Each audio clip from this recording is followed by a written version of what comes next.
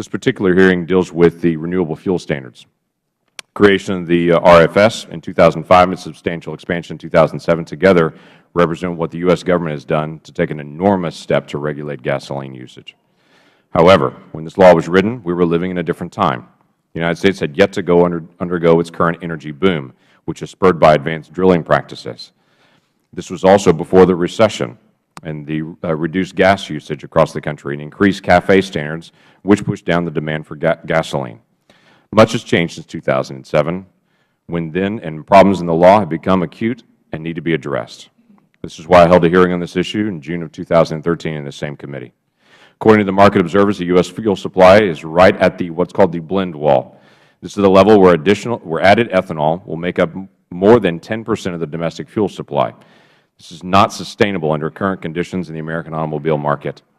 Many automakers will void warranties if motorists use this mixture, known as E15, in their cars because of the engine damage that it can cause. It can especially damage older cars, boat engines, and small non-vehicle motors.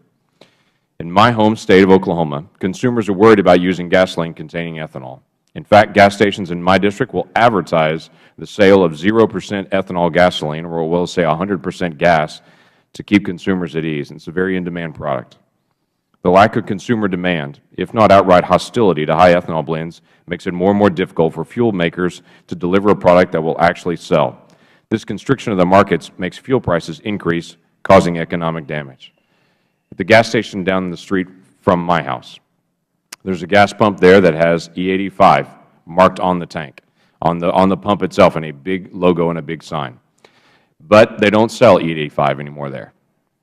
For several years, they tried to, and the product went stale in the gas tank underground, and eventually they just swapped it out, and now they have two E10 pumps there and no E85, but there's still a big E85 sign left over from the residual from the more than $200,000 that this station spent to put in that extra tank.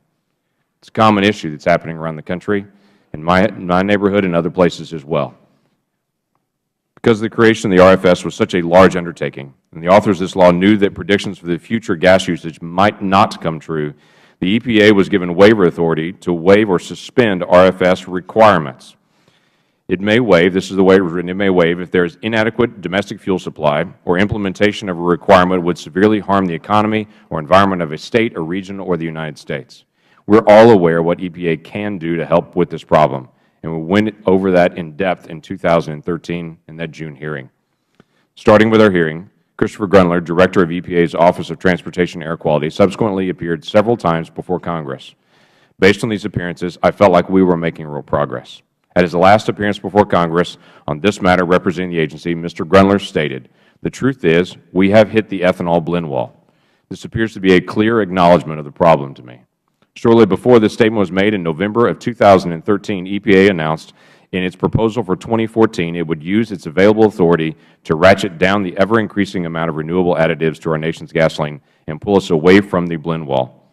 The 2014 quantity for ethanol was scheduled to be released. The 2014 quantity for ethanol, the final one, was scheduled to be released November the 30th of 2013.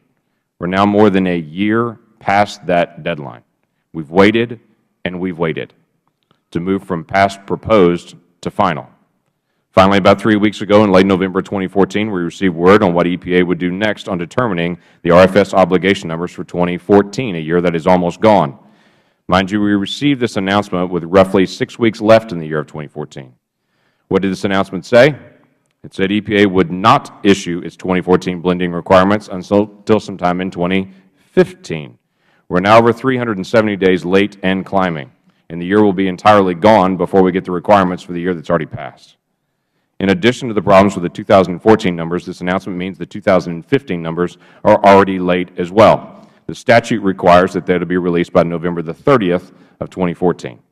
In addition to such an egregious delay being a violation of law that created the RFS program, the notion of receiving blending requirements for a fuel produced in 2014 in the year 2015 is a little surreal. Clearly, we have a problem. Also, unfortunately, we're moving backwards, not forwards. Ethanol mandates were created in the mid-2000s to help us produce energy domestically because it was assumed we were running out of oil. The decreased exports, now we're talking about increased exports. from us. We also wanted to be able to have the RFS to have a cleaner environment. But as Sierra Club and multiple other organizations have stated, water usage has become a major problem in dealing with ethanol. There's also reports of increased ozone from ethanol use. It's not good for bikes, or for motorcycles, and for boats, many cars, trucks, lawn mowers. This has become an issue that does need to be resolved, not only in law at some point, but definitely in waivers in the meantime. That's why we're here to be able to talk about this. Glad Mrs. McCabe is joining us here today. Janet McCabe is the Acting Chief of EPA's Office of Air and Radiation. She also signed the order pushing the decision into 2015. I look forward to hearing about the EPA process. I know you're in process. We've had a long conversation about this. I look forward to hearing the process, knowing what the facts are, and knowing what we can do from Congress to make this better, and what we can do as a cooperative agreement between the executive branch and the legislative branch to be able to resolve this issue.